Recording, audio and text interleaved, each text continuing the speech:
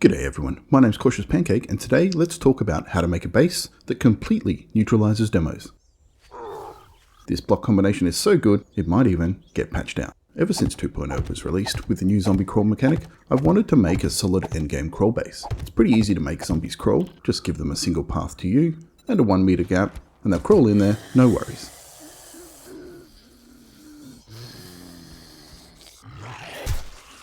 However, as I'm sure most of you know, this hits a snag when you get to demo zombies, who refuse to bend down and crawl, and will just smash down your perfectly crafted crawl tunnel into bits.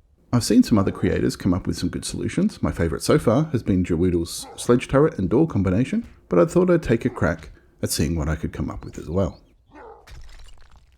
So what's my solution? Well, it's pretty basic, and the inspiration was based on the same approach as my crawling squish base for early hordes. Starting off, we've got a basic corridor with walls of 1 meter block cubes with 2 blocks of empty space inside, giving plenty of room for demos to walk through. Then we need to add the first 3 of the 6 meter ramp series blocks to the floor of the corridor.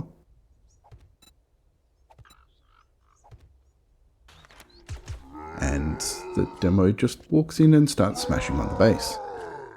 The magic that we need now is a block that causes zombies confusion when it comes to their pathing and sometimes even allows them to pass partially through the block and get stuck. That's right, it's time for the storage cube. Pop these bad boys on the ceiling of the corridor with the slots facing down and Bob's your uncle, you've got yourself a demo trap. As you can see, this freezes the demo in place, effectively forever. Now if you're wondering how this corridor handles multiple demos, the answer is not well at all. But there's a solution for that too.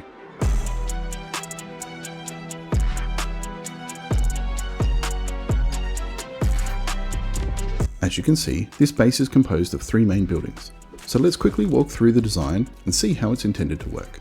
The ramp up is pretty basic, heading up to a 15 block height to make sure that rage mode is out of play. The first room is the demo trap with a 5 block wide space to allow for multiple demos to get trapped all at once. This also provides enough room for the other zombies to run through or around the demos once they're stuck and continue on to the crawl section. The crawl corridor is again pretty standard. I've used a 1 meter cube on the bottom and the 3/4 block at the top just for a little extra room with triangle supports on the side. These are there to provide support for the top block, but also to provide a gap through which the loot bags can be pushed out by the zombies. Even though you can shoot through them, it's much easier to see what you're doing with them out of the way. Next, we've got a standard zombie drop at the front, which connects through to the fighting platform so that the zombies see a continuous path. The fighting platform has a few features to note as well, primarily a sunk floor sniping position to look down the corridor, and a secondary firing placement that provides line of sight to the demo stun room. The fighting platform is also kept 12 blocks away from the demo stun room to make sure that we don't have any rage mode occurring within that room. The buildings are also arranged so that the demos will be facing left so that their explosive chest is set on the far side as we look at them, making it harder to hit if you decide to snipe them during the horde. Now just before we bring on a horde to see it in action, let's run a couple of tests just to show you how it works. First up, 5 demos. As you can see, they make their way up the ramp, and once in the trap room, the first one gets stuck just as expected. Those following on will push to the sides and get stuck as well, or just sit behind until they are pushed to the side by another zombie coming in behind them.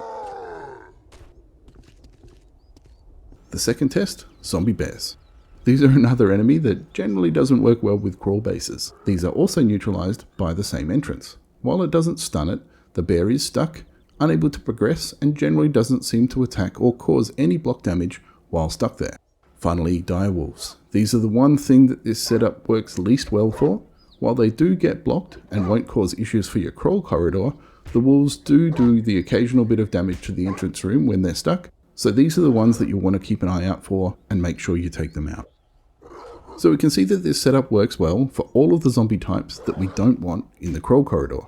So let's put it all together into Horde Night and see how it holds up.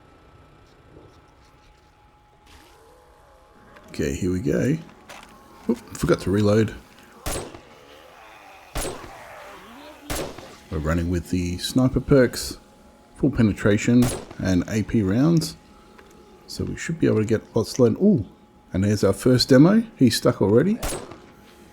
But we should be able to get lots of multi-kills by lining up as many zombies as we can and shooting straight down the crawl corridor.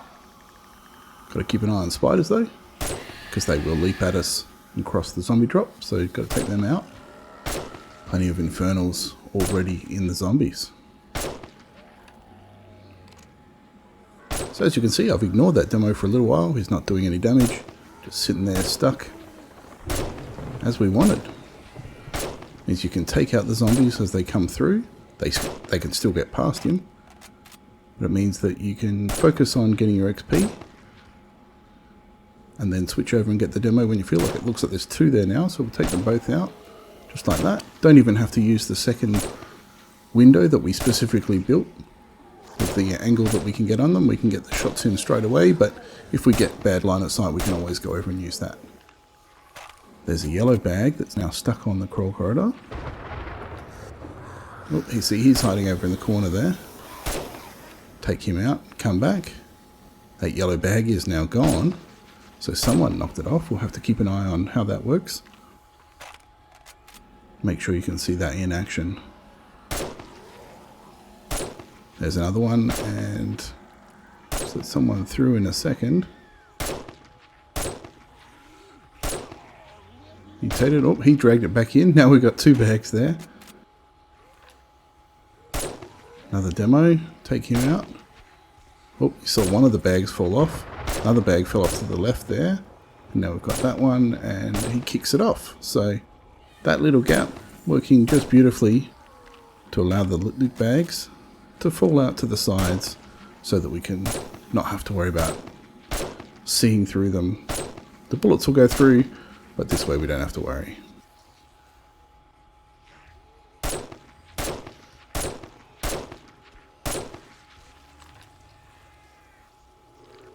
More demos stuck over there. Oh, nice little red bag. And as you can see, the zombie dropper means that any zombies that get through to us while we're taking care of the demos just fall down and cycle back through. So this should pretty much just continue on as we're going. I might skip on to a little bit later in Horde Night now, just to see what happens once we get some different zombies coming through. Okay, that middle wave was a bit of a bust in terms of it was fine and everything continued just normally, but we're onto the last wave now, and I've seen our first cop and our first dog. And whenever there's dogs, there's also a chance of getting dire wolves, so we'll just have to keep an eye out for those. As you can see, the cops aren't a particular problem for the crawl base. They will sometimes spit and hit the side of the wall. Oh, here we go. Here is a dire wolf stuck in the trap room. So we need to use the side just to try and get the headshots. That light is in a bad spot for us to try and line up the headshots, unfortunately. But we can still take him out without too much difficulty.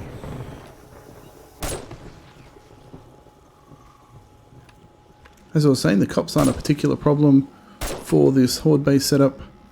They will occasionally spit and hit the side of the crawl base. We've got a little bit of protection for where we sit from them as well. We've now got another one.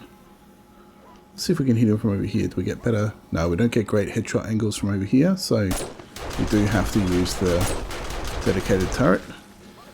And those 9mm SMG turrets that are going off were actually designed for just taking out vultures, but occasionally if a zombie gets on top of the crawl base, they will also take care of him there.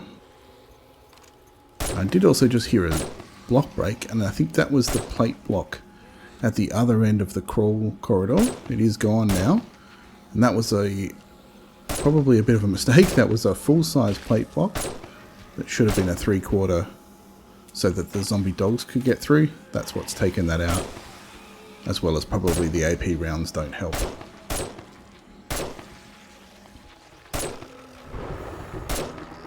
So that's the end of Horde Night. Just going to do a bit of cleanup now for the inevitable stragglers. Let's get them through and get them taken care of.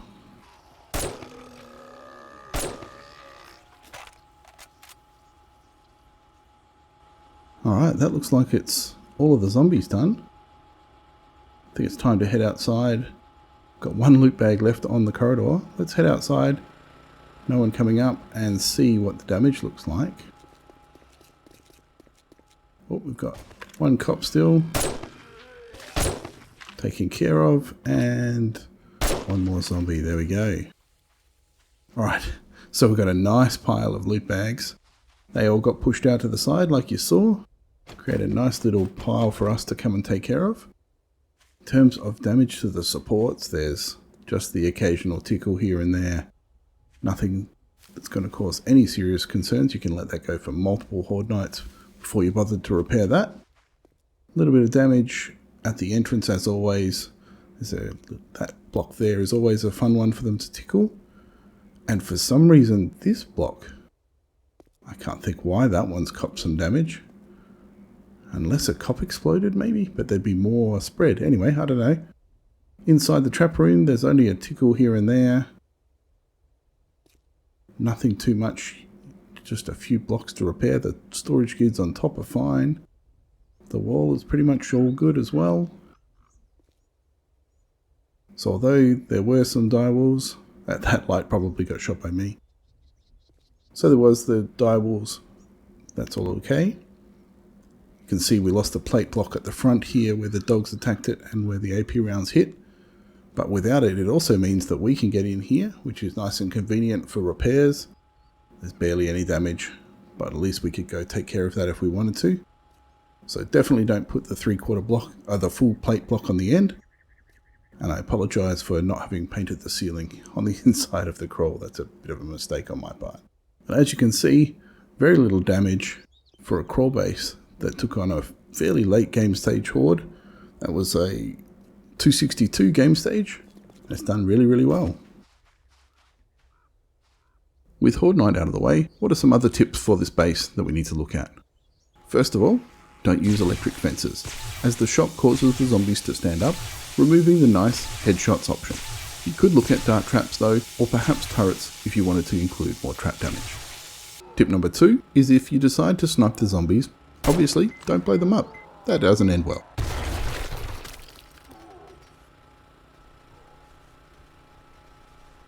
And lastly, if you don't want to snipe the demo's wolves and bears yourself, you can either just leave them and hope it survives the night, or perhaps go with a more open design and use a ton of turrets running off a trigger plate. With the settings on the trigger plate for a small delay followed by a set period of firing time, you can make it burst on demand with the intent of wiping out everything in the stun room. So there you go, a nice little cheesy block combination that stops all demos in their tracks and allows for easy sniping down a crawl corridor, allowing for maximum kills and XP gain.